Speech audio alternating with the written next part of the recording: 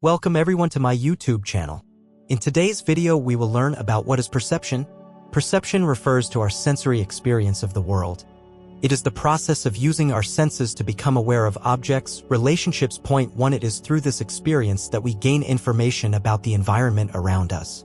Perception relies on the cognitive functions we use to process information, such as utilizing memory to recognize the face of a friend or detect a familiar scent. Through the perception process, we are able to both identify and respond to environmental stimuli. Perception includes the 5 senses: touch, sight, sound, smell, and taste. It also includes what is known as proprioception, which is a set of senses that enable us to detect changes in body position and movement. Many stimuli surround us at any given moment. Perception acts as a filter that allows us to exist within and interpret the world without becoming overwhelmed by this abundance of stimuli. Types of perception. The types of perception are often separated by the different senses. This includes visual perception, scent perception, touch perception, sound perception, and taste perception. We perceive our environment using each of these, often simultaneously. There are also different types of perception in psychology, including person perception refers to the ability to identify and use social cues about people and relationships. Social perception is how we perceive certain societies and can be affected by things such as stereotypes too and generalizations. Another type of perception is selective perception. This involves paying attention to some parts of our environment while ignoring others. The different types of perception allow us to experience our environment and interact with it in ways that are both appropriate and meaningful. How perception works. Through perception, we become more aware of and can respond to our environment. We use perception in communication to identify how our loved ones may feel. We use perception in behavior to decide what we think about individuals and groups. We are perceiving things continuously, even though we don't typically spend a great deal of time thinking about them. For example, the light that falls on our eyes' retinas transforms into a visual image unconsciously and automatically. Subtle changes in pressure against our skin, allowing us to feel objects, also occur without a single thought. Perception process. To better understand how we become aware of and respond to stimuli in the world around us, it can be helpful to look at the perception process. This varies somewhat for every sense. In regard to our sense of sight, the perception process looks like this. Environmental stimulus. The world is full of stimuli that can attract attention. Environmental stimulus is everything in the environment that has the potential to be perceived. Attended stimulus. The attended stimulus is the specific object in the environment on which our attention is focused. Image on the retina.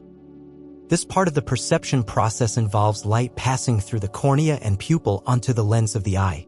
The cornea helps focus the light as it enters, and the iris controls the size of the pupils to determine how much light to let in. The cornea and lens act together to project an inverted image onto the retina. Transduction. The image on the retina is then transformed into electrical signals through a process known as transduction. This allows the visual messages to be transmitted to the brain to be interpreted. Neural processing. After transduction, the electrical signals undergo neural processing. The path followed by a particular signal depends on what type of signal it is, i.e., an auditory signal or a visual signal. Perception. In this step of the perception process, you perceive the stimulus object in the environment. It is at this point that you become consciously aware of the stimulus. Recognition. Perception doesn't just involve becoming consciously aware of the stimuli. It is also necessary for the brain to categorize and interpret what you are sensing. The ability to interpret and give meaning to the object is the next step, known as recognition. Action.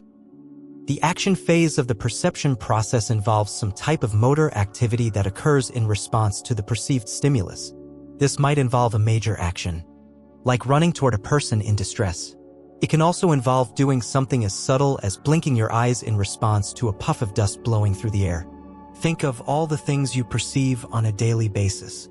At any given moment, you might see familiar objects, feel a person's touch against your skin, smell the aroma of a home-cooked meal, or hear the sound of music playing in your neighbor's apartment.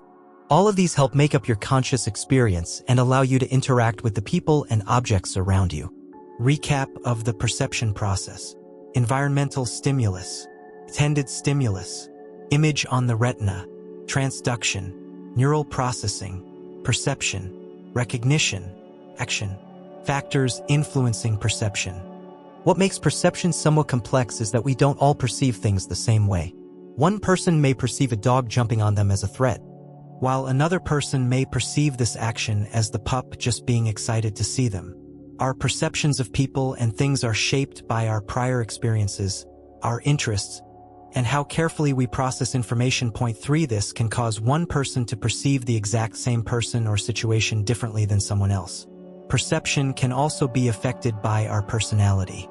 For instance, research has found that 4 of the big 5 personality traits, openness, conscientiousness, extroversion, and neuroticism, can impact our perception of organizational justice. Conversely, our perceptions can also affect our personality. Point 5. If you perceive that your boss is treating you unfairly, for example, you may show traits related to anger or frustration. If you perceive your spouse to be loving and caring, you may show similar traits in return. Are perception and attitude the same? While they are similar, perception and attitude are 2 different things. Perception is how we interpret the world around us, while our attitude, our emotions, beliefs, and behaviors can impact these perceptions. IPS to improve perception. If you want to improve your perception skills, there are some things that you can do. Actions you can take that may help you perceive more in the world around you, or at least focus on the things that are important, include: pay attention. Actively notice the world around you, using all your senses. What do you see, hear, taste, smell, or touch? Using your sense of proprioception, notice the movements of your arms and legs, or your changes in body position. Make meaning of what you perceive. The recognition stage of the perception process is essential since it allows you to make sense of the world around you. Place objects in meaningful categories so you can understand and react appropriately. Take action. The final step of the perception process involves taking some sort of action in response to your environmental stimulus.